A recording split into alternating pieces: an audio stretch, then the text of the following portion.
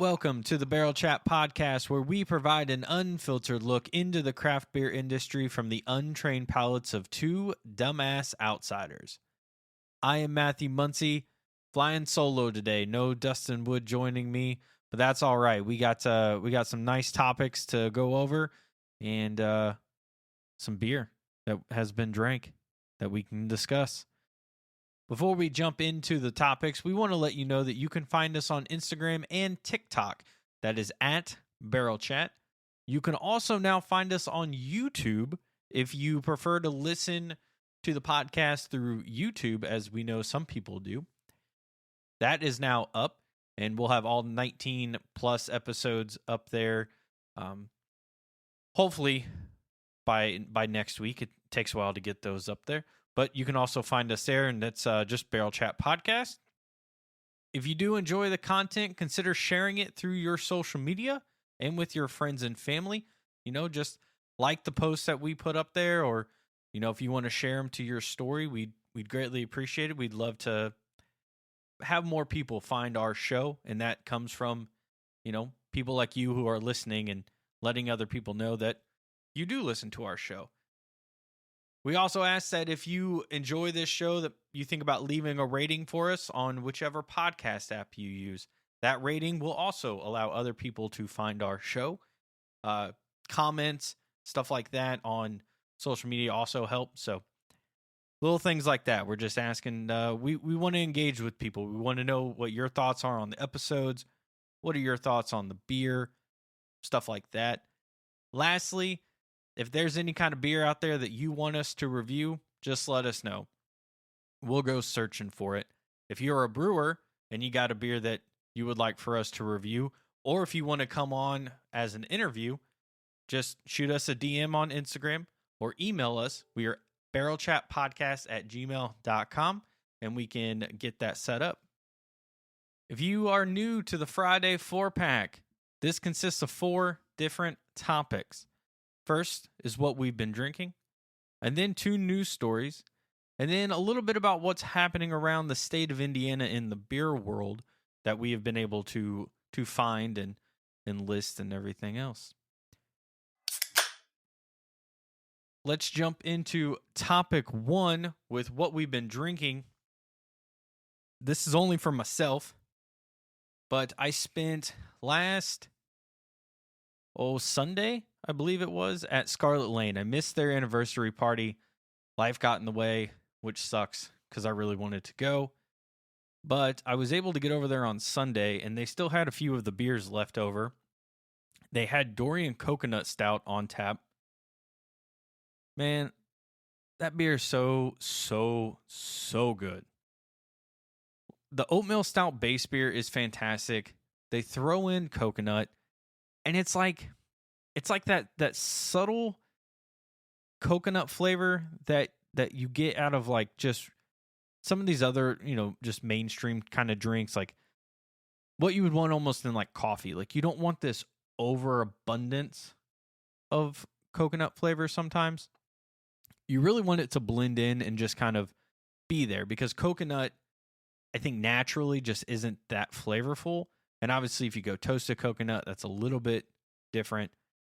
But this one just does such a good job of subtly blending in with the rest of that beer. And that stout's got good stout flavors, the chocolate, the roast, things like that. It's what I'm always looking for in a coconut beer. And it's not something that's always found. We've had ones where you can't even taste the coconut. It's one of my favorites. And Dorian Stout is their staple. I don't know if maybe that has changed at all internally, because it is never on tap when we go over there. But to me, when I think of Scarlet Lane, I think of Dorian Stout, their oatmeal stout. And the coconut stout is just top notch. The other one I had was Eric Blood Axe. You have heard us talk about this beer time and time again. It is weird to even call it a beer. It's a braggot, which is a form of mead made with both honey and barley malt. So it's more mead, but it's like a mead beer. It is interesting. I don't know of anyone else in Indiana who has made anything like this. I've certainly not drank it. I think it is their best made quote unquote beer at Scarlet Lane. It never changes. It's always the same flavor profile. It is a very sneaky 11%, and you feel that 11%.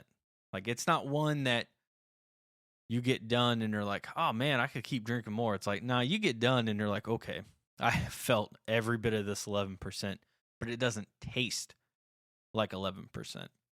Like, it's not like this high alcohol taste or anything like that.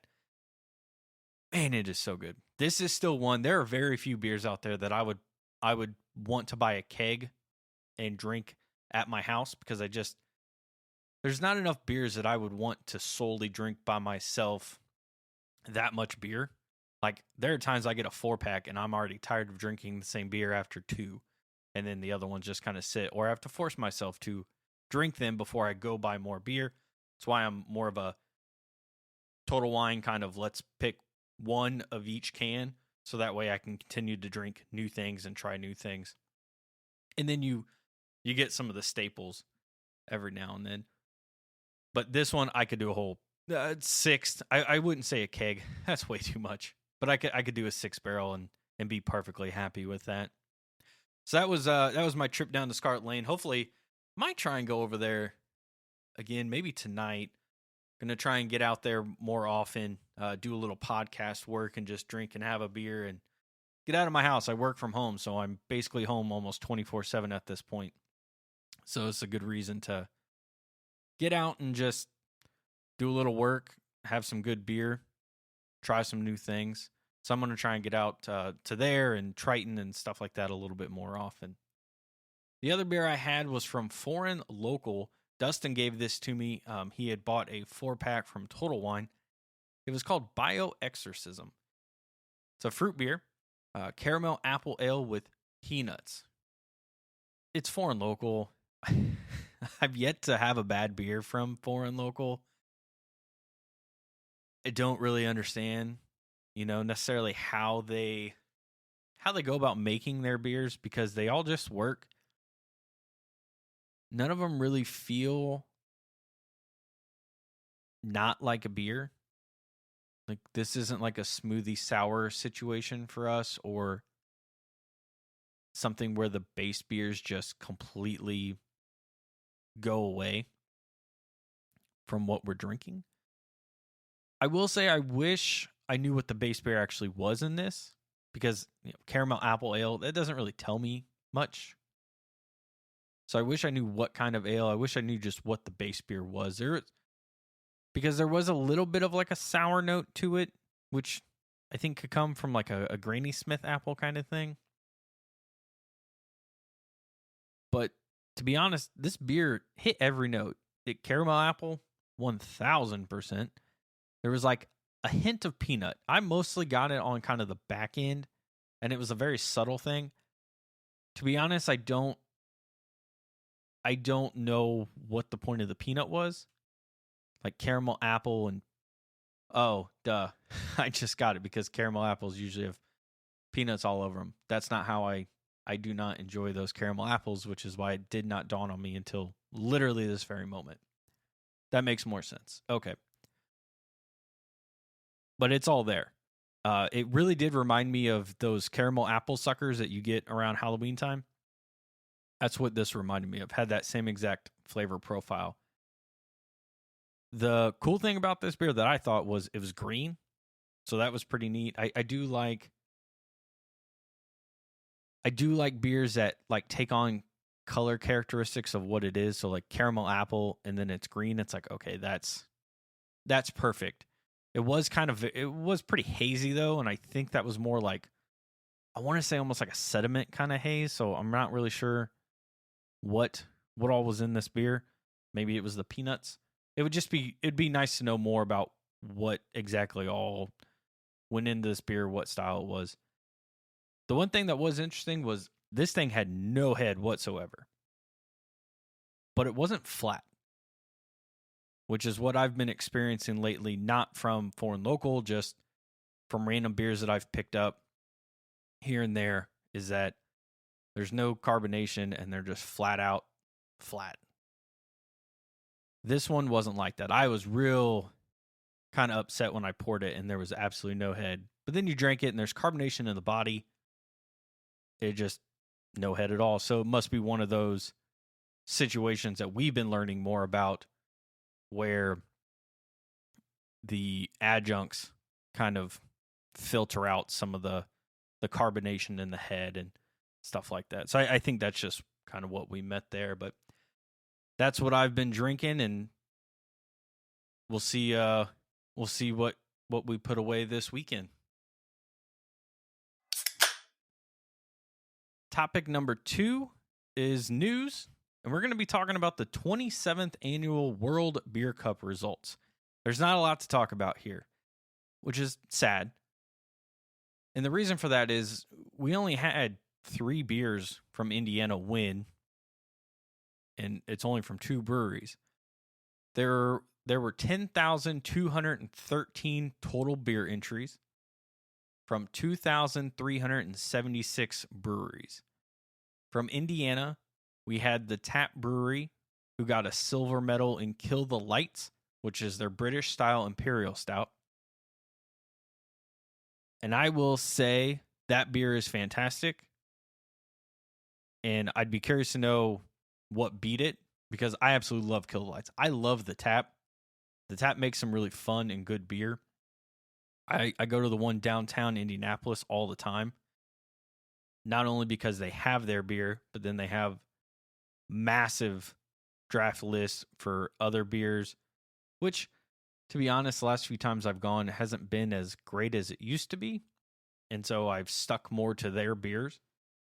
But they make good stuff. Bionic Dragon, one of the best IPAs in this state. Let me know if you actually think the same. Because the few people I've gone to, usually I go with the same people over and over, so there's not really much new to talk about.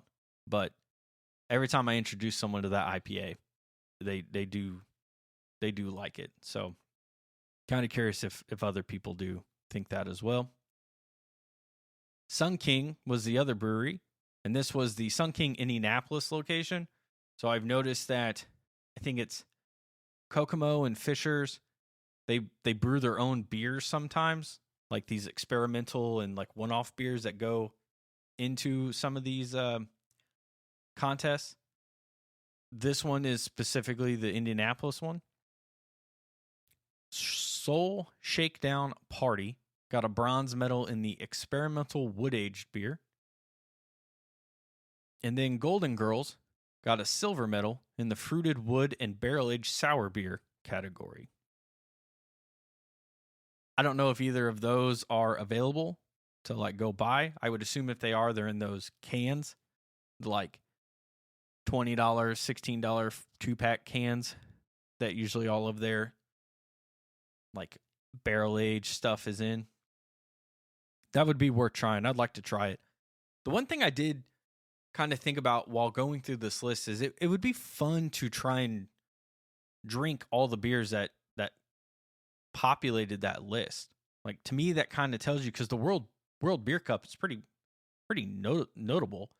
You know, if we could try some of those beers, it'd be interesting to know, like, oh, okay, this is a good beer. Like, this is well worth a gold medal. Like, that's kind of how I feel about, you know, the Tap Brewery, like, Kill the Lights silver medal. Okay, yeah. Like, I think they do an amazing job as a British-style Imperial Stout. So that was kind of one of the notes I've been taking for myself is let's see how many of these beers we could try. Because I saw, like, I don't know if we still get Fathead or not. I used to see it all the time. But they had like 3, 4, 5 beers that medaled, which is pretty incredible.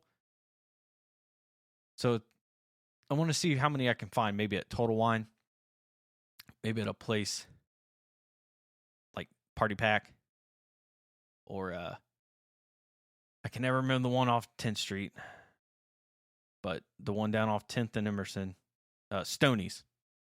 That place usually has some crazy beers that you can find. So have to get out there and see what else we can find and try and bring onto the show, because I think it'd be cool to talk about things that are winning at World Beer Cup, GABF, like the ones that, people way smarter than us in this world, in this beer world, are saying, hey, these are the best of the best.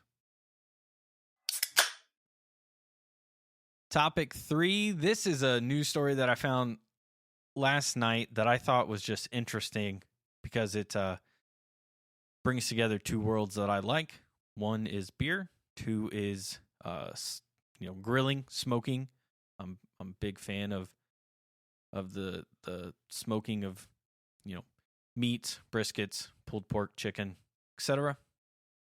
So from Penn Live, which is some kind of news publication out of Pennsylvania, Perdue, which is the company that not the university, but Perdue, which makes all like the chicken and stuff, big poultry manufacturer place. I'm sure they make other stuff as well. They have created a beer can chicken beer along with Torch Crown Brewing Company, which is out of New York, that supposedly you can drink and use to season chicken on the grill. It is a honey double citrus summer ale brewed with classic grilled chicken seasoning like rosemary, thyme, and pink peppercorn to help backyard grillers make the perfect beer can chicken. Perdue said the beer is tangy and juicy and has a hint of sweetness. Beer can chicken has long been one of the most popular methods of grilling poultry, but we noticed a lack of consensus on what type of beer is best, said the Perdue Vice President of Marketing, Julie Lehman. As the fresh chicken experts, we worked with our friends at Torch Crown Brewing Company to settle the debate for once and all, that is a weird way to phrase that, and make a beer that is expertly crafted to help backyard cooking enthusiasts prepare the ultimate beer can chicken. Always with a fresh, whole Perdue chicken with maximum flavor each and every time. This beer is available online to purchase starting Monday, May 22nd. Going to be $14.99 for a 6-pack. That includes shipping and handling.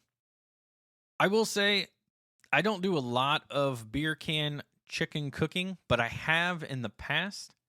I do know that it's not maybe necessarily the best thing to do, putting a beer can with, all the properties in it on a grill and then putting it around food. But I have done this with pachanga, actually, and just took a whole chicken, stuffed it on top of that can that was halfway full. And to be honest, I thought it turned out pretty incredible. I think it did give it a little bit of flavor. It does seem like there's some mixed, not expectations, but results, I guess, that people have. Like some people find it to actually work, others don't. I'm sure there's probably better ways to do this. And there has to be something out there that you can purchase that is more food grade safe, that maybe you could just pour the beer into and then put the chicken on top of that and have it stand up. So I may have to look into that and see if I can maybe find this beer. I'm curious if this beer is going to be available at like a Total Wine or any place like that, or if this beer might even make it into some supermarkets, given that it's Perdue. I'm going to assume not, since I'm sure getting this beer out and about is going to be tough. But if you can buy it online, that does make me wonder. So I'll have to try and see if I can get this. See if I can buy it and just have it shipped here and just try it both ways. Just so we could have it on the podcast and then make some chicken with it and see what happens there. But I thought this was cool. It's a novelty, obviously. I would be surprised if this actually tastes good, but I could see it being something that adds a good amount of flavor to a chicken. Or, maybe you toss it in with like chicken thighs or chicken breasts or something and just pour the beer over them. I could see that. I could definitely see that adding a little bit of a decent flavor to it. But I don't know about the beer itself. So if you're interested in that, just Google Perdue Beer Can Chicken, and you'll be able to find that website that allows you to place the orders. And let me know. Let me know if you do actually buy this. Let me know what you think of it, and if the chicken actually comes out good. If you do beer can chicken with anything else that's not just like, the normal Bud Light, Coors Light, that stuff, what's your favorite craft beer to use with beer can chicken? Let's get that one going. So let me know in the comments on Instagram. The last topic we have here is just the Around Indiana. So we have Moontown Brewing's 5th anniversary party. That's actually tomorrow, Saturday, May 20th. It's an all-day event, and it is free. I think it's like 11 to 11. So head out there. Moontown's got some damn good beer. They know what they're doing out there. Escape Velocity, which is out of Lafayette, Indiana, has announced that they are closing. So June 17th is going to be their final day. Never got a chance to make it up there to that one. I remember when that was opening right around the time we were ending the first run of this podcast, and we never got a chance to get up there and try it out. It was a little vegan brewery, so I do wonder if maybe that made it tough, but they're shutting down. So if you are a fan of Escape Velocity, make sure you get there. You got basically a month left to drink up. Chili Water Brewing announced they are opening a new tap room in Greenwood, supposedly this summer. It's going to be off 135 down, I think it's just a little bit south of like County Line and stuff. Well, obviously south of County Line because that's where the county line is. But I don't know exactly where on 135 it was, but it's over that way. So that'll be cool because I do end up in Greenwood a lot. It's where my parents live, and that's a little bit easier possibly to get to, or to at least make a quick trip over and pick up some Chili Water beers. And it is cool to see Greenwood just growing because they'll have that. They got Hoosier, Mash Crafts down there. Oak and Barrel, if that's still open, I'm pretty sure it is. I haven't actually seen anything from them in a long time. So they're over there. There's a lot going on down in the Greenwood area, and that's pretty cool. It's good to see Johnson County thriving and in a good beer scene. And then Centerpoint has a new Broad Ripple tap room that is opening tomorrow as well, Saturday, May 20th. So get over there and check that place out. I haven't had Centerpoint in a while. They do make a good blood orange. Can't remember if it's an IPA or not.